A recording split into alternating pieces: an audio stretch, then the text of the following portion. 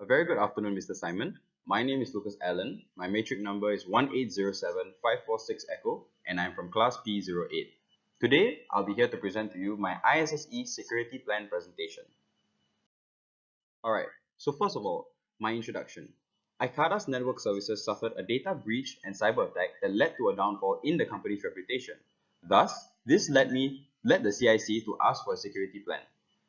As such, my report consists of the Endpoint Security, Access Controls, Computer Misuse and Cybersecurity Act, and as well as the Data Protection Act. The overall aim of my report is to attend to the issues at hand, improve the services provided, and to restore the company's reputation. So I have 5 regulations that I have chosen under the Computer Misuse and Cybersecurity Act and the Data Protection Act, which I shall go through in detail in the following slides. So, for the first one, unauthorized access to computer material. This is under the Computer Misuse and Cybersecurity Act. An example of an impact is that private data might be potentially leaked or a user's identity may be used inappropriately. A recommendation that I can give is to install an intrusion prevention system, because when you can log information for preventive measures, such incidents that unauthorized users that access computer material will not occur. And as for the unauthorized modification of computer material, a potential impact is that there could be a virus or that confidential information could be hacked or hijacked. Thus, what a user can do is to purchase an antivirus system for the computer. Thus, this can scan and defend the user's computer system against any form of threats. And as for the unauthorized disclosure of access code, a user's personal data might be misused or exposed for wrongful intentions. Thus, an organization needs to have the account statements such as banking information or insurance details. This is done so that employees do not send files to the wrongful recipients by using an incorrect address. Now, for the fourth clause, access with intent to commit or facilitate commission of offense. The impact of this is that an unauthorized user with the intent of fraud or dishonesty can cause bodily harm. Thus, a recommendation could be that an organization would need to be able to identify possible suspects that have criminal intentions such as theft. The reason for this being is that you have to increase security levels for any kind of confidential information in the employee's computer and reduce any possible threats. Now, for the last regulation, it is the Protection of Personal Data under the Data Protection Act. An impact of this is that confidential information or files may land in the hands of wrongful users. This may lead to unauthorized disclosure or disposal of such information. A recommendation to counter this is that the employee has to request for the data to the organization personally. Thus, the employee's data is secure and that only the employee has access to their data. Alright, now for access controls. This is a layout of my physical diagram, and as you can see by my legend, I have 5 categories: CCTV cameras, server systems, glass door, biometric access control system, and the intruder alarm system. If you can take a look at the positioning of such systems, you can tell that these are all strategically placed at specific points that I have labeled out in my diagram. The reason being behind this specific layout is that I have gathered research from various security websites I have gained research from those websites that will show how you can protect certain facilities or systems through the use of such software and hardware. Alright. Now, for physical access, I have 4 main systems: the biometric access control system, CCTV cameras, glass door, and as well as the intruder alarm system. The biometric access control system is a fingerprint system that allows authorized users access to such files or such room. And this fingerprint is determined when the system is originally placed in. An employee will have to register their fingerprint in order to gain future access. As for CCTV cameras, I have 4 labeled at 4 corners of the room. This is to ensure that there is a maximum coverage of security feed for all areas of the room, so that possible intruders will not be able to duck under the cameras and find a possible blind spot. I also have a glass door to enable employees or staff members to look into the room at any point in time when they walk past it, in order to make sure that there are no intruders inside.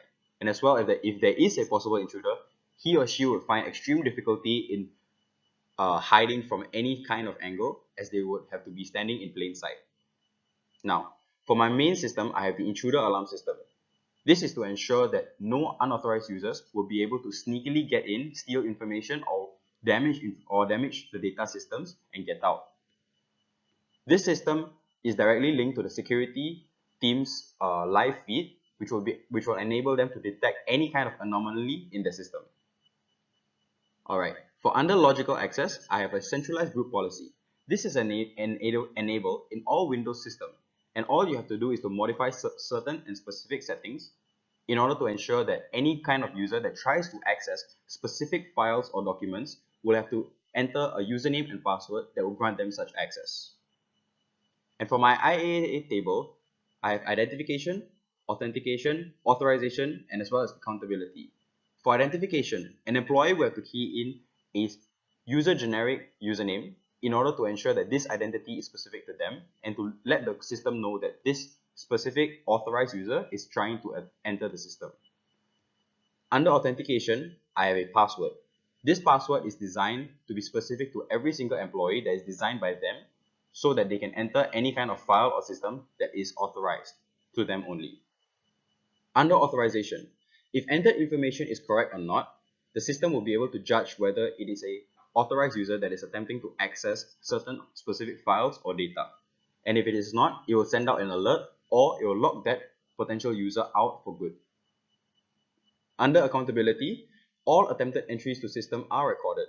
Whether it is a positive or negative outcome to that entry, it is recorded for future use in case there is any kind of malicious intent or whatsoever. Management will be able to backtrack and look at those data logs to see the time, the user, and where they try to enter the system from. Alright, this is my endpoint security. For one of the weaknesses that I have displayed in this presentation, it is control number 17.1.1, which is to ensure that the audit credential validation is set to success and failure. Alright, so to further explain, it was originally labeled as fail, which I turned into a pass. I shall demonstrate this in a video demonstration, which will come after this slide. So to further explain, if no audit settings are changed, security incidents might not be able to capture evidence for network forensic analysis. However, if those audit settings are far too strict, important data in the security log might be obscured and cause company operations to be affected due to such regulatory issues and legal obligations to log some of the events.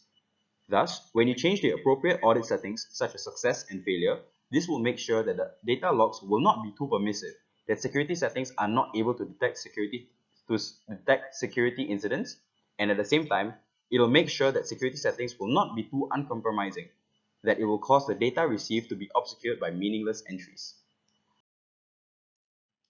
Alright, Mr. Simon, here I'm going to do my video demonstration for weakness 17.1.1.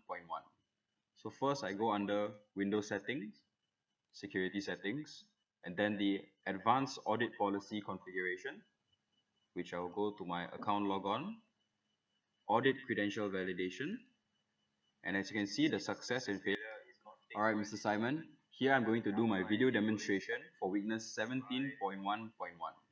So first I go under Windows Settings, Security Settings, and then the Advanced Audit Policy Configuration, which I'll go to my account logon, Audit Credential Validation, and as you can see, the success and failure is not ticked or enabled.